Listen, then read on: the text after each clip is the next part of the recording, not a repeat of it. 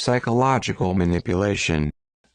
Psychological manipulation is a type of social influence that aims to change the perception or behavior of others through underhanded, deceptive, or even abusive tactics.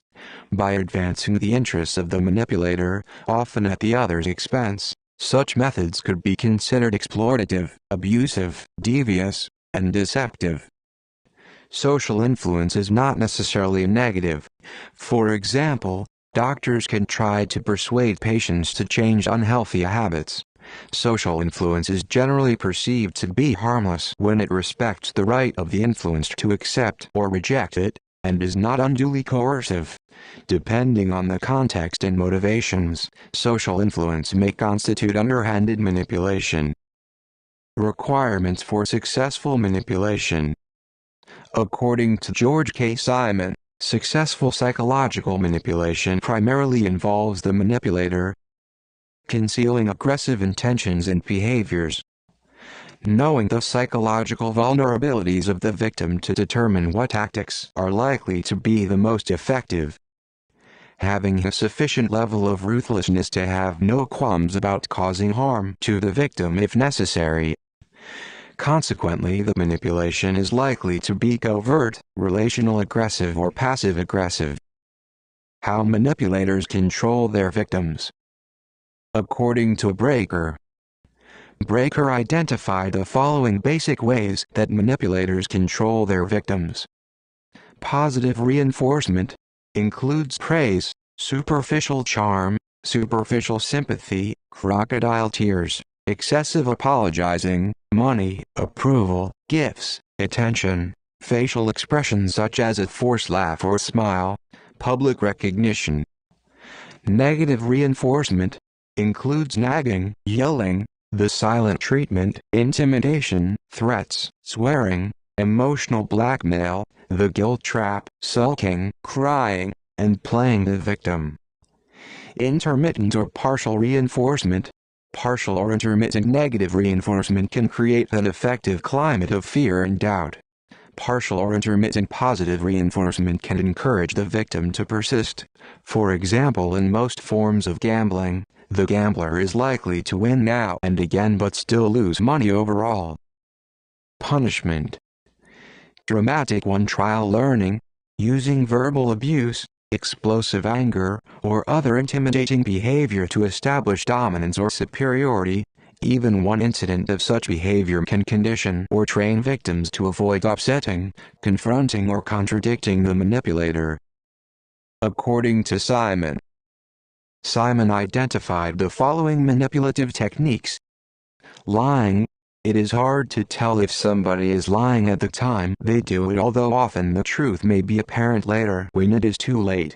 One way to minimize the chances of being lied to is to understand that some personality types, particularly psychopaths, are experts at the art of lying and cheating, doing it frequently, and often in subtle ways. Lying by omission. This is a very subtle form of lying by withholding a significant amount of the truth. This technique is also used in propaganda. Denial. Manipulator refuses to admit that he or she has done something wrong. Rationalization. An excuse made by the manipulator for inappropriate behavior. Rationalization is closely related to spin. Minimization. This is a type of denial coupled with rationalization. The manipulator asserts that his or her behavior is not as harmful or irresponsible as someone else was suggesting, for example saying that a taunt or insult was only a joke. Selective inattention or selective attention. Manipulator refuses to pay attention to anything that may distract from his or her agenda, saying things like, "I don't want to hear it." Diversion. Manipulator not giving a straight answer to a straight question and instead being diversionary, steering the conversation onto another topic. Evasion. Similar to diversion but giving irrelevant, rambling, vague responses, weasel words. Covert intimidation. Manipulator throwing the victim onto the defensive by using veiled, subtle, indirect or implied threats. Guilt tripping. A special kind of intimidation tactic. A manipulator suggests to the conscientious victim that he or she does not care enough, is too selfish, or has it easy. This usually results in the victim feeling bad, keeping them in a self-doubting, anxious and submissive position. Shaming. Manipulator uses sarcasm and put-downs to increase fear and self-doubt in the victim. Manipulators use this tactic to make others feel unworthy and therefore defer to them. Shaming tactics can be very subtle, such as a fierce look or glance, unpleasant tone of voice, rhetorical comments, subtle sarcasm. Manipulators can make one feel ashamed for even daring to challenge them. It is an effective way to foster a sense of inadequacy in the victim. Playing the victim role. Poor me. Manipulator portrays him or herself as a victim of circumstance or of someone else's behavior in order to gain pity, sympathy, or evoke compassion and thereby get something from another. Caring and conscientious people cannot stand to see anyone suffering, and the manipulator often finds it easy to play on sympathy to get cooperation. Vilifying the victim. More than any other, this tactic is a powerful means of putting the victim on the defensive while simultaneously masking the aggressive intent of the manipulator. Playing the servant role. Cloaking a self-serving agenda in guise of a service to a more noble cause, for example saying he is acting in a certain way for obedience and service to God or a similar authority figure. Seduction. Manipulator uses charm, praise, flattery, or overtly supporting others in order to get them to lower their defenses and give their trust and loyalty to him or her. Projecting the blame, blaming others. Manipulator scapegoats in often subtle, hard-to-detect ways. Feigning innocence. Manipulator tries to suggest that any harm done was unintentional or did not do something that they were accused of. Manipulator may put on a look of surprise or indignation. This tactic makes the victim question his or her own judgment and possibly his own sanity. Feigning confusion. Manipulator tries to play dumb by pretending he or she does not know what you are talking about or is confused about an important issue brought to his attention. Brandishing anger. Manipulator uses anger to brandish sufficient emotional intensity and rage to shock the victim into submission. The manipulator is not actually angry, he or she just puts on an act. He just wants what he wants and gets angry when denied. Vulnerabilities exploited by manipulators. According to Breaker, manipulators exploit the following vulnerabilities, buttons, that may exist in victims. The disease to please, addiction to earning the approval and acceptance of others, emotophobia, fear of negative emotion, lack of assertiveness and ability to say no, blurry sense of identity, with soft personal boundaries, low self-reliance, external locus of control. According to Simon, manipulators exploit the following vulnerabilities that may exist in victims. Naivete. Victim finds it too hard to accept the idea that some people are cunning, devious and ruthless, or is in denial if he or she is being victimized over conscientiousness.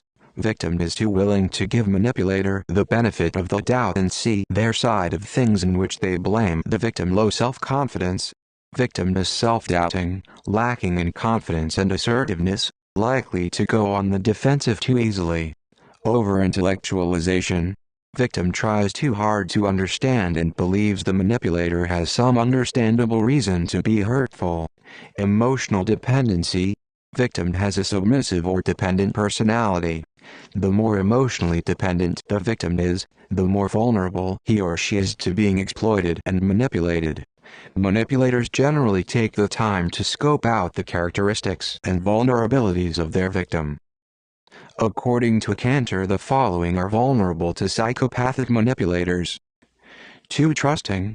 People who are honest often assume that everyone else is honest.